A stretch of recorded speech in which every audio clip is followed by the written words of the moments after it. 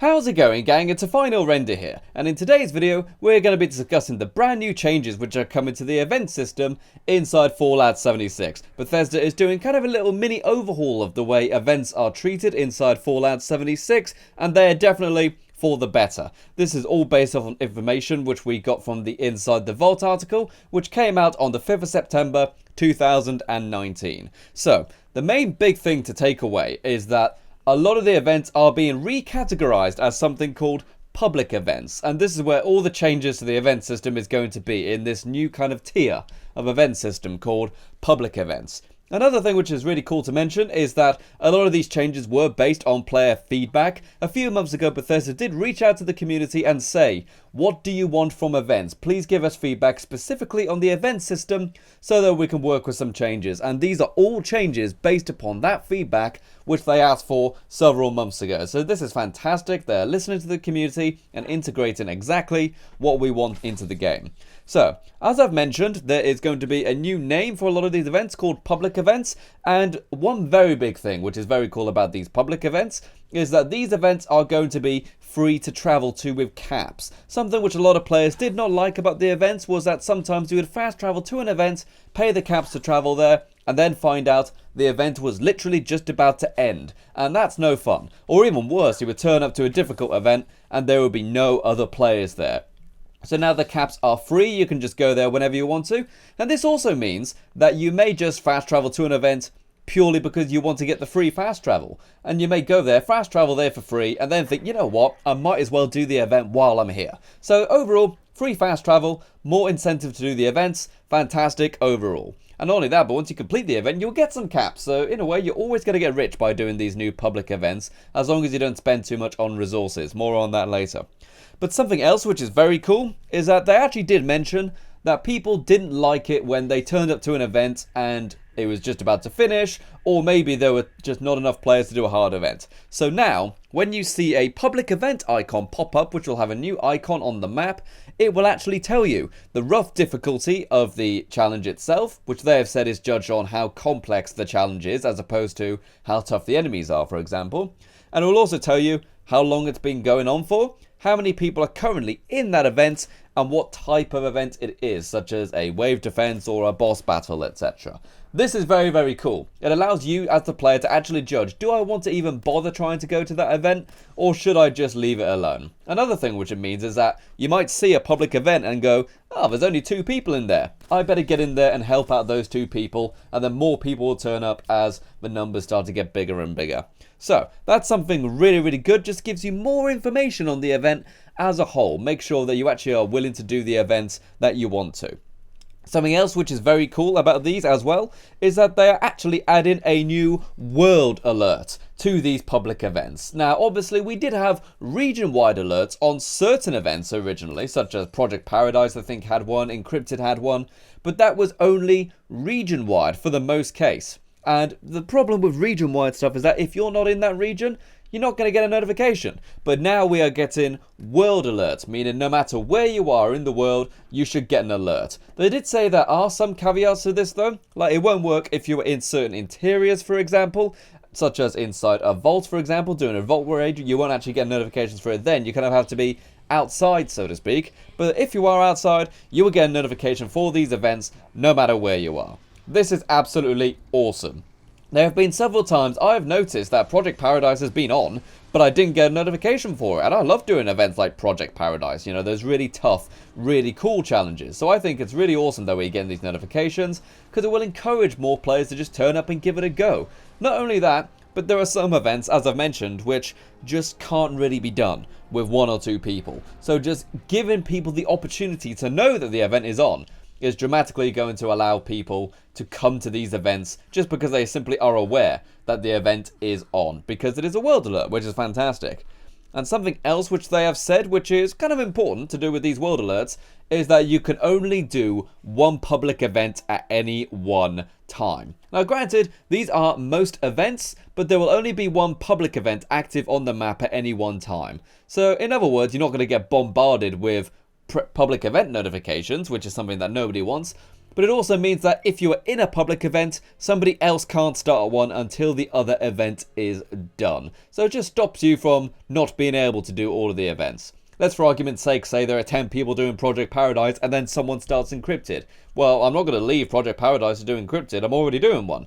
So just having them so that you can only do one at a time, I think is a very nice change to ensure that people will always be able to do the events, because if an event is available to start, then players are available to do it, which is a fantastic thing overall. Another point was mentioned with this article, and that is that during the loading screens, when you're on your way to go to these events, there will actually be more useful hints popping up about how to actually complete the event. This is fantastic. A couple of the events already do this, but most of them don't, to where it just gives you a little bit more information about how to solve them.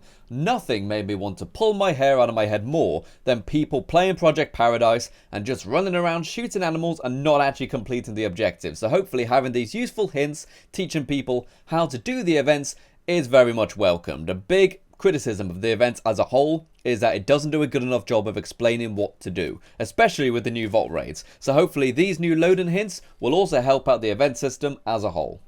And there are some other changes as well, which I think is going to be quite dramatically different to the event system. Primarily, they have now said, besides free fast travel to the public events, that you'll no longer drop junk when you die inside a public event. Instead, a respawn timer will increase each time until you die, until it reaches a maximum of 20 seconds. So you never actually lose anything now, besides, say, your meds and ammo when you as the player use them. You have no risk to losing your junk, and the only punishment you have for dying inside an event is you have an increased respawn time. And with certain timed events, if you keep dying, then you're going to be out of the battle for longer and longer and longer. And then that could lead to the event failing if you keep dying because you're not there to help your team. So this is the nice thing overall. Whilst it is obviously a bit of a touchy subject, I must admit I have taken junk bags that I have found inside events, because I've just found a junk bag that's had lots of the resources I've needed, and you know what? I need them and the player hasn't gone to pick them up yet. So whilst that is a bit of a bad thing to do, it means it is no longer possible, you know? I'm no longer profiting from another player's defeat, so to speak. And something else which is pretty cool about this is that public events no longer just sort of start willy-nilly. Now you actually have to go to the event and perform an action to start the event. If an event is ready to start, it will appear on the map for people to see with a time limit on it. And then you can go to said location, but the event won't actually start until you perform a certain action. A great example of this is with Encrypted. You actually have to insert a recall card into the terminal. All of them are now going to have something like that. The example they give here in this article is that to do the event tea time, you will actually need to go to the kettle and turn on the boilers yourself. Only then will it actually give people the notification that the event is started and the actual event will begin. This means you won't just trigger random events just by walking near a place. So it means that you're only going to do the event if you actually want to do the event, not just because you happen to be walking nearby. Very nice thing overall. Means that people just aren't going to be wasting their time and bringing other players to events that maybe the main player who went near it doesn't necessarily want to do. And we also do have a big list here of all of the events that will be using this new public event system. And it's not every event, but it is an awful lot of them. We have got Campfire Tales, Distinguished Guests, Encrypted, Feed the People, Free Range, Guided Meditation, Heart of the Swamp, Jailbreak, Line in the Sand, Load Bearing, One Violent Night, Path to Enlightenment, Project Paradise, Scorched Earth, Swarm of Suitors, Tea Time, and Uranium Fever. And something else they've also mentioned is that they have retrofitted Fastnacht and Meat Week with the public event functionality. So that's also another little bit of confirmation that they will definitely return. We don't know when they're going to return, but these events will definitely be coming back at some point, which I think is absolutely fantastic. And also, they have also mentioned that there are going to be some other changes which aren't coming in this next patch next week, but they are definitely working on. One main thing is that you are now going to be rewarded, not with this patch, but the one after that presumably, on how you do in the event, not just for doing the minimal amount of work in the event.